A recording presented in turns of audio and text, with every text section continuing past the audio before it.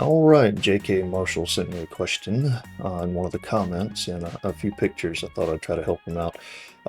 From what it looks like, you're asking if these were, which one was your fan relay? Honestly, just looking at that, I don't think either one's your fan relay. I think they're both probably more related to your heat kit, auxiliary heat, whatever you want to call it.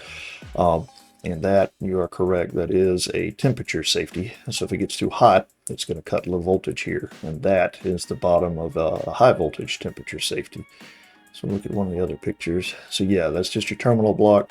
So it's a good way to secure your high voltage coming in and then branch it off wherever you need it inside the unit itself. A little more secure than trying to do the old wire nut deal you see me having to deal with a lot of older units. And yes, that is a high voltage safety on your heat kit there, and likely this right here is going to have a fusible link behind it. So if we can get back to the other picture, we say our low voltage setup, if it trips and for some reason your relays are stuck, then it's still going to be heating.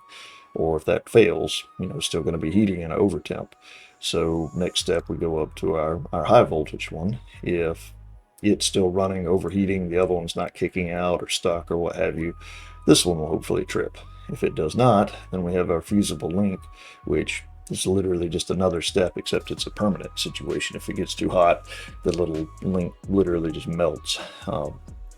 So in an over amp or over temp situation.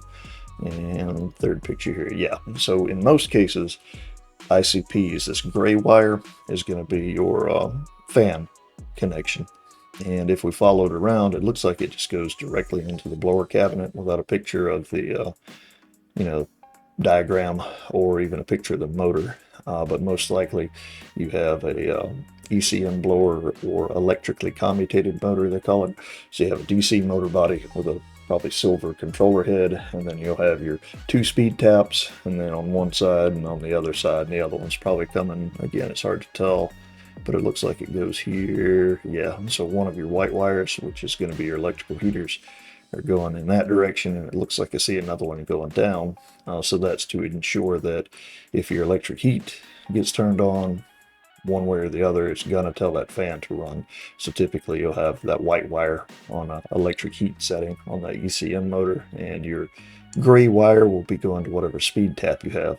So you don't actually have a fan relay on this particular one, and you are correct, that is your transformer nestled over here on the side.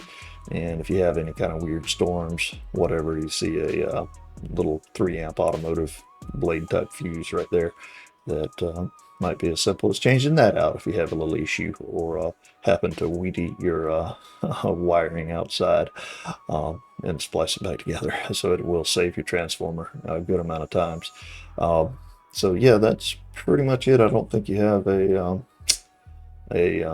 fan relay at all, actually, and that's a safety. These are safeties, fusible links. So should be good to go. I believe you were asking about a contactor as well. The main things you really need to look at, amperage, and then full load amperage, and then coil. So your coil on most residential applications, it's gonna be 24 volt AC. So, make sure your coil is rated for that. As far as point to point, most outdoor units, again, residential, sit around 30 amps on the minimum ampacity, but that's not to say when those compressors and motors start, it's going to pull a good bit more than that for a second when those contacts snap together. So that's why you want your full load or locked rotor amperage setting. So as long as they're pretty close, you can always go higher on those values other than the coil. The coil has to stay right around the 24 volt range, but the ampacity ratings, you can go up on them because it's not a safety. It's a it's literally just a switch. So if a minimum is 30 and you have a 40 for the ampacity, that's fine as long as the coil rating is good. Because again, it's not a safety. But hopefully that helped a little bit. But I'll see you around.